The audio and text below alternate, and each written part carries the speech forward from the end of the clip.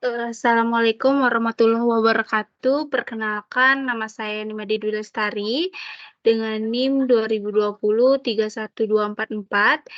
Di sini akan mempresentasikan proyek tugas kalkulus 2 kelas A. Sebelumnya saya screen PPT dulu. Jadi Jadi saya dengan NIM 2020 31244 atas nama Nimade Dwi Lestari dengan membawakan mata kuliah kalkulus 2 yang akan menjelaskan ulang yang materi yang sudah dipaparkan oleh Ibu dosen yaitu Ibu Yosika. Yaitu saya mengambil integral tak tentu. Jadi yang pertama sebelum membahas integral tak tentu, jadi saya membahas penerapan kalkulus dalam informatika, di mana penerapan kalkulus dalam informatika ini melibatkan penggunaan konsep dan metode kalkulus untuk memodelkan, menganalisis, dan mengoptimalkan berbagai aspek sistem. Nah, komputer dan pemrosesan informasi. Kalkulus memiliki banyak penerapan dalam bidang informatika dan komputer.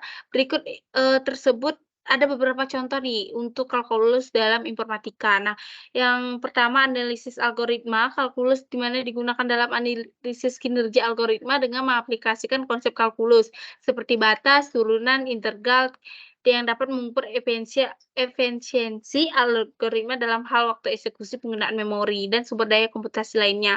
Selanjutnya itu ada grafika komputer, di mana kalkulus ini digunakan dalam rendering grafika komputer seperti pembuatan grafik 2 dimensi dan 3 dimensi, pergerakan objek, interpolasi warna, dan efek visual lainnya. Nah, selanjutnya ada konsep seperti integral turunan yang digunakan dalam perhitungan perubahan dalam persamaan differal yang menggambarkan pergerakan objek pada grafika komputer. Selanjutnya itu ada penerapan di pembelajaran mesin atau mesin learning. Nah, kalkulus adalah bagian penting dalam pembelajaran mesin. Metode optimasi seperti gradien turunan yang digunakan untuk meminimaliskan fungsi biaya dan menyesuaikan model pembelajaran mesin dengan data pelatihan. Kalkulus juga dapat digunakan dalam algoritma pembelajaran mendalam atau deep learning seperti jaringan saraf Tier 1 atau neural network. Nah, di mana gradien turunan digunakan untuk melatih bobot dan bias dalam jaringan. Selanjutnya ada pemrosesan sinyal. Nah, di kalkulus ini digunakan untuk menganalisis sinyal analog dan digital, transformasi Fourier yang melibatkan integral yang digunakan untuk menganalisis spektrum frekuensi sinyal. Kalkulus juga digunakan dalam pemfilteran sinyal dan pemrosesan citra. Selain itu ada analisis data, di mana kalkulus ini berfungsi untuk menghitung statistik, mengestimasi parameter, dan melakukan regresi. Nah, konsep tersebut di mana integral dan turunan digunakan dalam regresi linier, analisis seragam, dan analisis variabel tak terbatas dalam statistik. Selanjutnya ada kriptografi, di mana kalkulus digunakan dalam algoritma kriptografi untuk keamanan data metode seperti kurva eliptik dan algoritma diskrit yang melibatkan kalkulus dalam aljabar sehingga digunakan untuk mendeskripsi dan mendeteksi data. Nah, jaringan syaraf Tier 1 atau neural network, di mana kalkulus digunakan dalam pelatihan dan pembelajaran jaringan syaraf Tier 1, di mana metode gradiennya turun digunakan untuk memperbarui bobot dan bias jaringan syaraf yang berdasarkan fungsi biaya. Nah, kalkulus juga digunakan dalam perhitungan gradien dalam lapisan-lapisan jaringan syaraf yang mendalam.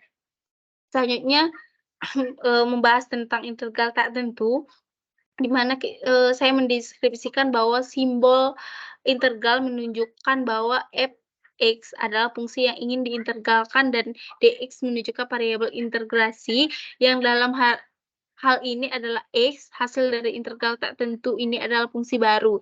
Nah, yang disebut dengan fungsi integral tak tentu atau anti turunan dari f(x) dan dituliskan sebagai f(x plus c), di mana C adalah konstanta integrasi. Nah, pada dasarnya integral tak tentu mengharuskan kita untuk mencari f(x) yang jika turunannya akan menghasilkan f(x).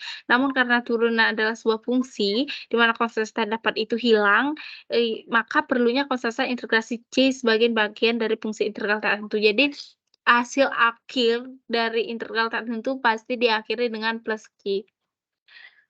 Selanjutnya membahas tentang rumus integral tak tentu, di mana di sini ada aturan atau fungsi-fungsi dari integral tak tentu, yang pertama ada X pangkat N dx itu berarti sama dengan dalam kurung X pangkat N min plus 1 dibagi 6 N plus 1 plus C untuk N tidak sama dengan min 1. Jadi jika contohnya integral X pangkat 2 dx berarti sama dengan X pangkat 3 per 3 plus C. Nah, aturan konstanta selanjutnya itu ada aturan konstanta di mana integral K dx sama dengan Kx plus C, di mana K adalah konstanta. Aturan penjumlahan diferensial linear di mana integral dalam kurung f dalam kurung fx plus gx dx integral fx dx plus integral gx dx. Nah, jika aturan konstanta kelipatan di mana integral kfx dx sama dengan berarti k integral fx dx, di mana k adalah konstanta. Aturan substitusi di mana integral tak tentu ini adalah integral fg dikali x, g aksen x, di mana dx sama dengan integral fu sama dengan du, di mana u adalah gx. Jadi, dari aturan fungsi tersebut ada juga contoh-contohnya yang dilihat pada layar. Sudah saya berikan contoh untuk penggunaan aturan dan fungsi. Selanjutnya, selain itu juga ada aturan pecahan parsial di mana integral u dan u per p, di mana dx integral u per p dx sama dengan u kali p aksen dibagi dengan p pangkat 2 dx, di mana u dan v adalah fungsi yang dapat diturunkan.